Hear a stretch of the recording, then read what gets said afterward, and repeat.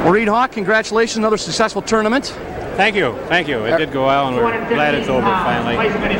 Everything goes as smoothly as expected. I know you do a good job. A lot of talk in the newspaper about what a good job you've done, and we'd like to congratulate you on running another smooth tournament. Well, thank you. Got a lot of good people working with me, and of course, the success of the tournament is in part to these people, I'm sure. We were on schedule. We started right on time, and I guess because we had very few pins, we didn't have any, did we, in the finals? I don't believe so. So that it made the evening go a little longer, but I think it was a great night of wrestling. We were happy with it. Incidentally, we've got the Big East tournament somewhat in competition, and we did a great job of drawing people, and so did they. So I think we got a good thing going. We probably each have our own crowds, and I think we did draw some people from the East tournament, and it's glad to see the auditorium so filled. We're looking forward again next year, so we'll start planning for next year's tournament right away. It starts right away? That the planning goes right on now, huh? Right. And always there's a few things that go wrong, and you get suggestions to do this and to do that, so we try to implement and make the tournament even more successful the next time around. We were really excited about being able to bring this in on cable television. I think, as we said, the crowds were here, but we want to show the people who don't get a chance to get out or are interested in wrestling, and I think there's quite a bit of interest in wrestling, obviously in New York State and Central New York itself. Yeah, the caliber of wrestling that they'll see is just outstanding, and of course we must have had at least 50 to 55 colleges represented here with coaches who are here indeed recruiting, and as you know, New York boys are recruited very heavily throughout the country. Unfortunately, most of them leave New York, or a lot of them leave New York, I should say. And, but it's good for them in a sense. I think it's the first years of their experience to get away from home, and we hope, of course, a lot of the better ones do stay around and help our state programs. But year by year, we're quite proud that we're reading rosters, and comes Easterns and NCAA tournaments, a lot of New Yorkers are listed, and indeed the coaches come, and it's an off week for them.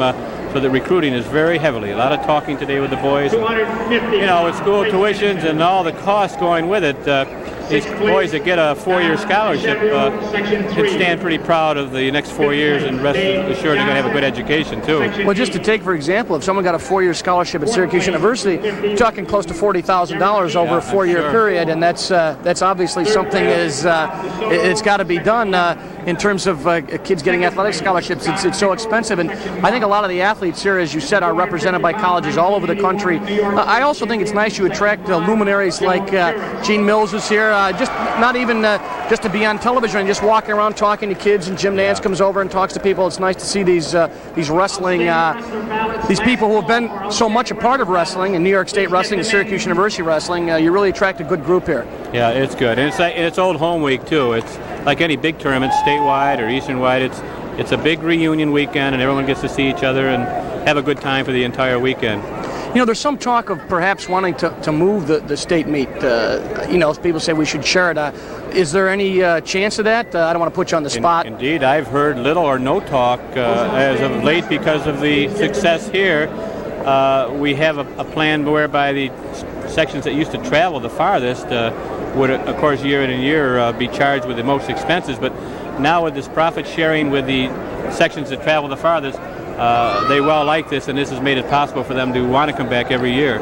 I guess the people that maybe the ones that are doing any talking are the fans, but I think Syracuse is maybe a little propaganda, but it's certainly centrally located, and it's got the facilities to take care of. As we said, this week there's a lot of people here for different things, and everybody seems to be handled well, and I haven't heard any complaints, maybe minor complaints. That always happens, but right. As I say, it's been so well organized that I would see no reason to change it. So we're looking forward to this meet. The only thing that probably would, perhaps warrant a change would be if we outgrew the building. And year by year, it's starting to. I noticed that as we were looking around. Jim and I were looking around, and I said the place is packed again, more than I've seen it.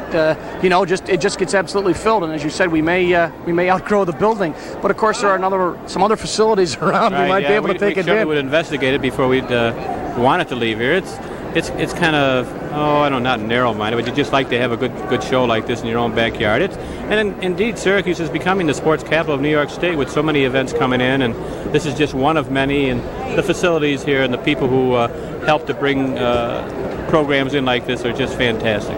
Well, okay, Reed Hawk, once again, congratulations. It's been a long night. For such a wonderful staged event, you did your usual excellent job, and we're looking forward to seeing the state wrestling championships in Syracuse next year. Reed, congratulations, and thanks a lot. Thank you. And we do want to congratulate, if we're still on, the Syracuse Cable Systems for undertaking this task of making this product so that people all over the state will be able to see it. Okay. Thank you very much, Reed.